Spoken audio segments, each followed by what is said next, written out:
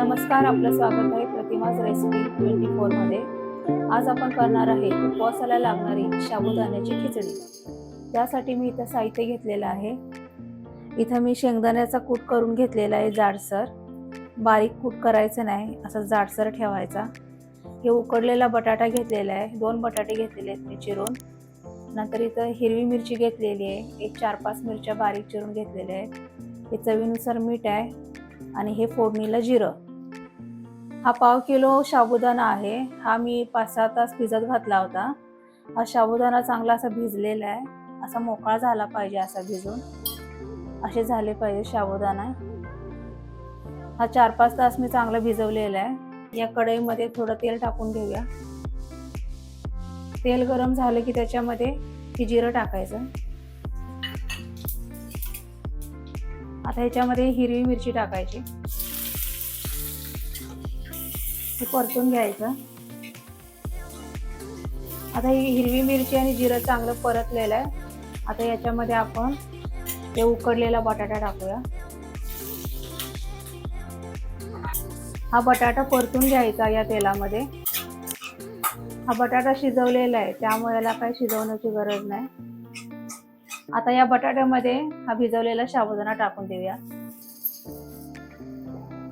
हे मिक्स करायचं। आता आपण याच्यामध्ये शेंगदाण्याचा कूट टाकूया।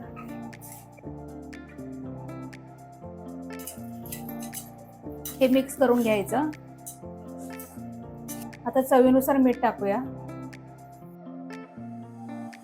ते परतत राहायचं, नाहीतर हे कढईला हा साबुदाणा चिकटतो, त्यामुळे याला सारखं असं परतत राहायचं। 1-5 मिनिट चांगलं परतून घ्यायचं। आता हा साबुदाणा कढईला चिकटू नये म्हणून थोडंसं तेल टाकायचं कढईला, असं तेल टाकायचं। हे सगळं मिक्स करून घ्यायचं। तेल टाकल्यामुळं कढईला साबुदाणा चिटकत नाही आणि साबुदाणा चांगला शिजतो। आता आपण याच्यावरती झाकण ठेवूया आणि 1-5 मिनिटासाठी आपण हा साबुदाणा शिजायला ठेवून देऊया। आता 5 मिनिट झालेले आहेत, बघूया आपली खिचडी कशी शिजले ते। बघूया उघडून। हा, खिचडी चांगली शिजलेली आहे। बघा याचा रंग कसा बदललेला आहे खिचडीचा, असा पाणीदार रंग झाला पाहिजे खिचडीचा।